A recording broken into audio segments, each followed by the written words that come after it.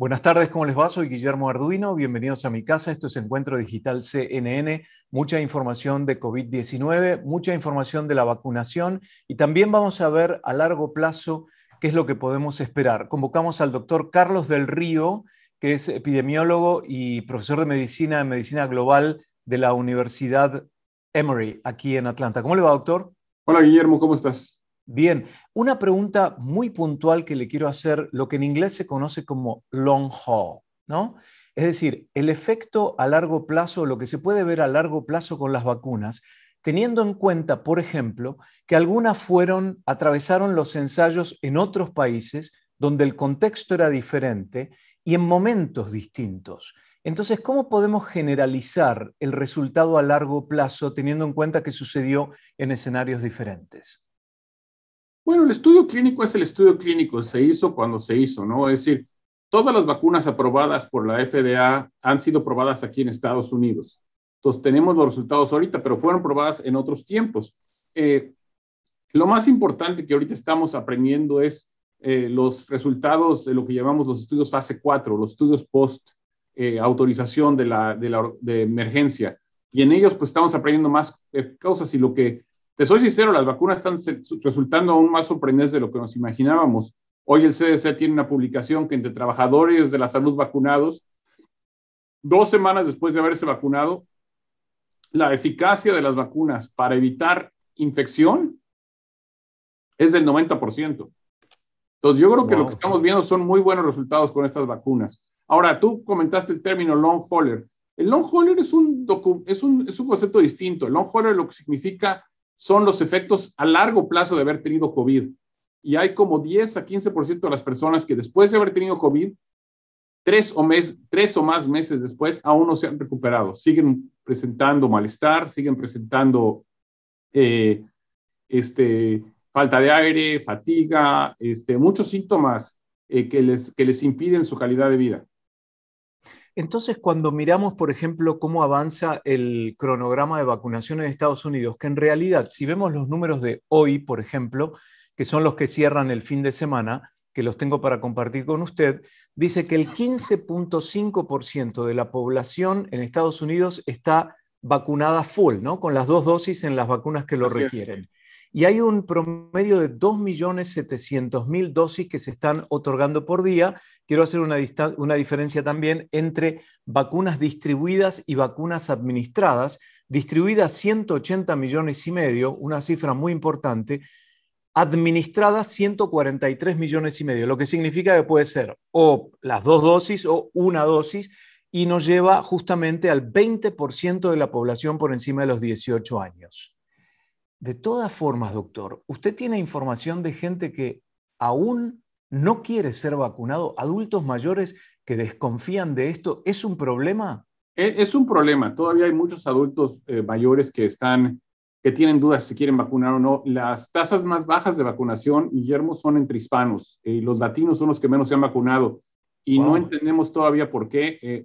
Yo pienso que muchas tiene que ver con la gente no sabe decir que la vacuna es gratis, que no te cobran por ella, que no te van a pedir una tarjeta de seguro, que no te van a pedir un Social Security o una identificación oficial, que no te van a deportar, no importa si tienes documentos o no. Todo el mundo tiene que ser vacunado, pero los hispanos tienen dudas, ¿no? Dice, ¿qué tal si me agarran? ¿Qué tal si me cobran? ¿Qué tal si esto? Entonces no me quiero vacunar. Y por otro lado, pues no les hemos contestado sus preguntas. Así que hay que hacer un esfuerzo grande para que nuestra comunidad se vacune. Requerimos que más hispanos vayan a vacunarse. Es la comunidad que menos se ha vacunado. Y es una de las comunidades que más expuestas están porque es la comunidad trabajadora, ¿no? La que está en contacto con grupos de Absolutamente. gente. Fíjese, doctor, que la mayoría de los hispanos somos católicos o cristianos y ahora viene la Pascua, la semana que viene, esta semana, ¿no? Esta semana, sí, ahora jueves y viernes. Y Así es. quiero hablar de la Pascua como un efecto, como un evento súper contagiador. ¿Cuán Uh-huh. preocupante es con los números que manejamos hoy? Pues mira, muy preocupante, ¿no? Porque todavía hay mucha transmisión en el país y creo que nos tenemos que vacunar. Si no, la gente no se ha vacunado, yo no le recomendaría ir a la iglesia, tener esas relaciones de Pascua, juntarse con mucha gente, porque si no tienes Si no estás vacunado, el riesgo de que te contagies y que puedas terminar al hospital o incluso de que vayas a fallecer, pues existe, porque hay mucha transmisión. Yo veo ahorita, hay mucha transmisión en la mayor parte de las comunidades que yo he visto en Estados Unidos. ¿Y por qué no hablamos un minutito de si yo estoy vacunado con la primera dosis? ¿Cuántos días tiene que pasar como para tener algo de cobertura? Unas 2 semanas, pero en realidad la cobertura total, si es una vacuna de 2 dosis, la cobertura total no empieza sino hasta después de 2 semanas de haber recibido la segunda dosis. Si es la vacuna de Johnson y Johnson de una dosis, son 2 semanas después de haber recibido la dosis. ¿Y por qué esa diferencia? ¿Es simplemente técnica? ¿Porque así se desarrolló la vacuna, se diseñó y se llevó a cabo? ¿Por qué una tiene una dosis y la otra dos? Son distintas vacunas, distintas maneras de hacerlas. Pero las dos tienen el mismo efecto, digamos. Básicamente sí. Doctor, ¿puede una persona contraer el COVID-19 aún de pasadas las 2 semanas después de la segunda dosis en el caso que sea una vacuna así?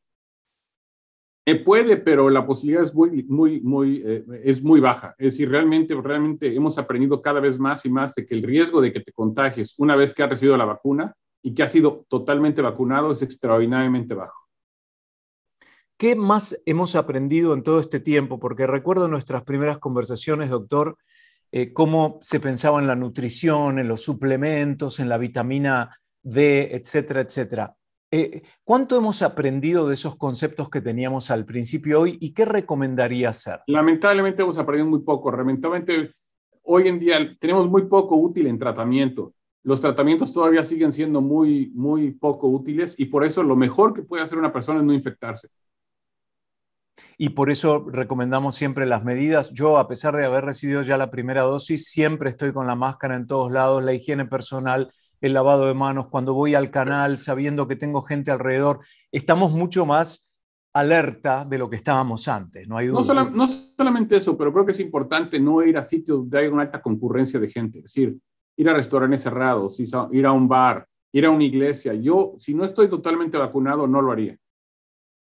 Doctor, con respecto al ambiente político, podríamos decir, evidentemente la administración Biden es pro vacuna, pro ciencia, como lo han demostrado. De todas formas, existe en la sociedad todavía un rechazo por un buen margen de esa gente. ¿Qué le puede pasar a una persona de 65 años o más que dice, bueno, le tengo mucho miedo a los efectos a largo plazo porque en realidad no hay experiencia con este tipo de vacuna? Yo no me voy a vacunar. ¿Qué le puede pasar? Mira, hoy en día una persona de 65 años que no ha sido vacunada tiene un 1 en 88 posibilidad de que va a fallecer de COVID. 1 en 88.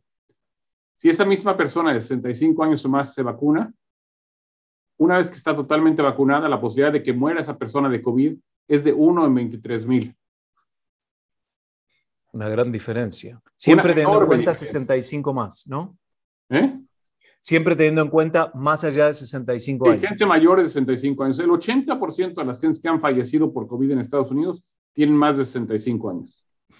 Miremos un poquito afuera de Estados Unidos. Hay países como en Europa o en Latinoamérica que ya están haciendo una restricción de movimiento muy, pero muy importante por miedo a, dependiendo del lugar, la cuarta ola o la segunda ola. ¿Es el mismo riesgo para Estados Unidos con la cifra que le dije antes, 15% de la población vacunada?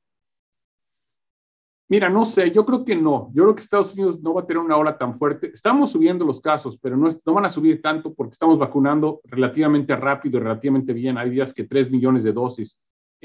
Lamentablemente ese no es el caso en la mayor parte del resto del mundo. En Latinoamérica, únicamente Chile está vacunando bastante rápido, pero Brasil, México no lo están haciendo y están teniendo problemas muy serios con la epidemia.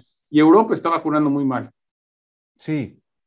Quiero volver al tema de Latinoamérica en un minuto, pero sabe que en los Países Bajos se hizo una investigación porque se preguntaban cuándo podían volver a los conciertos multitudinarios y a los festivales de música.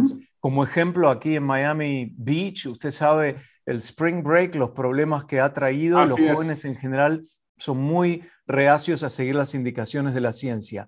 Pero las pruebas en 8 encuentros masivos y controlados para ver si el contagio de COVID-19 en ese tipo de eventos podía darse, el proyecto Field Camp dio lo siguiente, desde el mes de febrero con la colaboración del gobierno.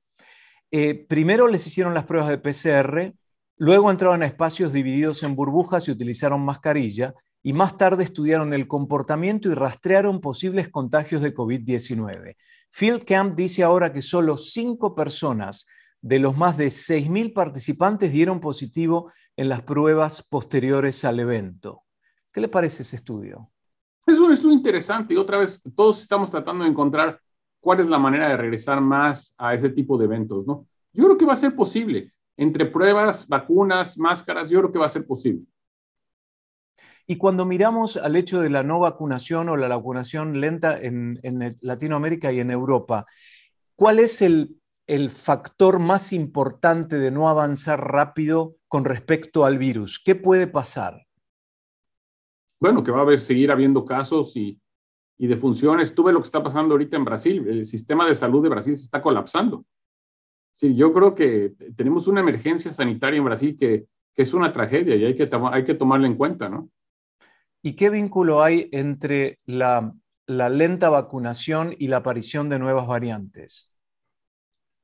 Cuando el virus se está reproduciendo, se está transmitiendo, es cuando el virus está mutando.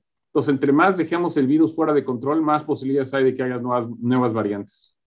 La variante en relación con el espacio y la proximidad, por ejemplo, pensamos Sudáfrica, países circundantes, Gran Bretaña, países circundantes, Brasil, países circundantes. ¿Hay una relación directamente proporcional en cuanto a distancia o no? Sí, hay cierta relación con distancia. Pero acuérdate que estamos en un mundo donde todo el mundo está viajando a todas partes. Entonces, a final de cuentas, las variantes se van a mover por el mundo, ¿no? Sabe, doctor, que el otro día me fui en una aplicación que tengo que muestra los aviones que están volando en este momento y me sorprendió la cantidad de aviones en vuelo sobre Estados Unidos con respecto al resto del mundo. Europa, poca actividad aérea, Latinoamérica, poca actividad aérea, Estados Unidos, está bien que hay algunos que son de carga, pero Estados Unidos una gran cantidad de vuelos con pasajeros. A pesar de eso... La actividad aérea en Estados Unidos se ha recuperado totalmente, básicamente. Estamos muy cerca de donde estábamos antes, no así la actividad internacional. Y quiero compartir con usted los números en cuanto a contagios. Ayer, domingo, hubo 43.700 casos nuevos reportados.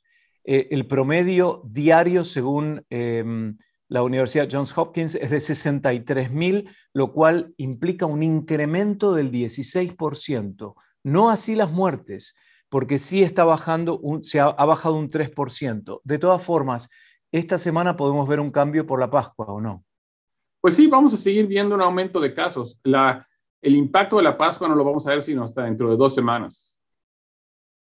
Y continuando con las condiciones que se ven a largo plazo por aquellos que adquieren la enfermedad. ¿Hay algún tipo de concatenación en cuanto a condiciones puntuales o es siempre de índole respiratoria y alguna complicación más? ¿Por qué no estamos hablando tanto como al principio de síndrome multisistémico agudo en niños? Porque no ocurre tanto. Lo que más vemos son complicaciones respiratorias, cardiovasculares y cerebrales. ¿Cerebrales de qué tipo? Mucha gente después de haber tenido COVID siente una sensación de que no está pensando bien, que está así como en una nube, digámoslo así. ¿Tiene que ver con la oxigenación eso o no? No se sabe, todavía se está estudiando. Doctor, y para cerrar, estamos pensando que los niños van a empezar a vacunarse el año que viene, porque recién están... Así es. De todas formas, es un segmento de la población que tiene menos propensión como para desarrollar la enfermedad o complicaciones por ella. ¿Cuándo será que podremos alcanzar a nivel global, sin tener en cuenta el tema de la vacunación de los niños este año, a este ritmo que están vacunando?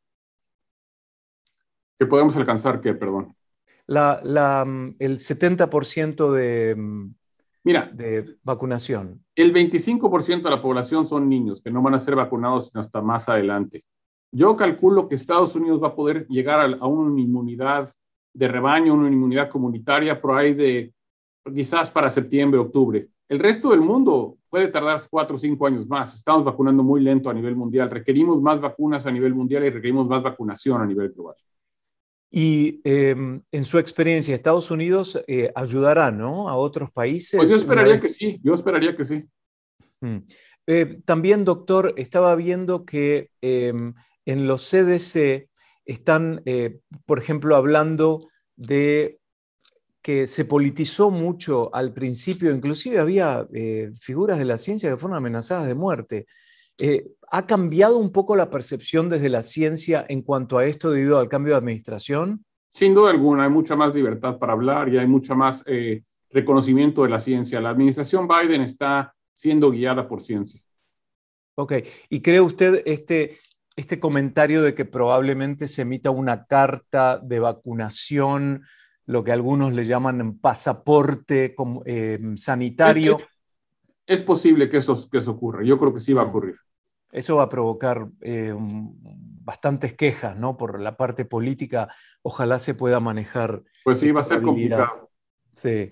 Doctor, muchísimas gracias. Vamos a hacer hincapié en el tema de la vacunación, sobre todo en el segmento hispano. Nosotros replicamos mucho en redes que Y es... muy, muy importante, Guillermo, que le hagan llegar información a la gente de cómo conseguir su vacuna, dónde ir a vacunarse y de que no tengan miedo y vayan y se vacunen. Exacto, que no hay una relación con el tema inmigratorio por sobre Así todas es. las cosas. Le agradecemos muchísimo al Un doctor Carlos saludo. del Río de la Universidad Emory por todo su tiempo y sus conceptos. Doctor, hasta la próxima. Hasta luego, Guillermo. Mucho gusto. Y ustedes también, gracias por seguirnos.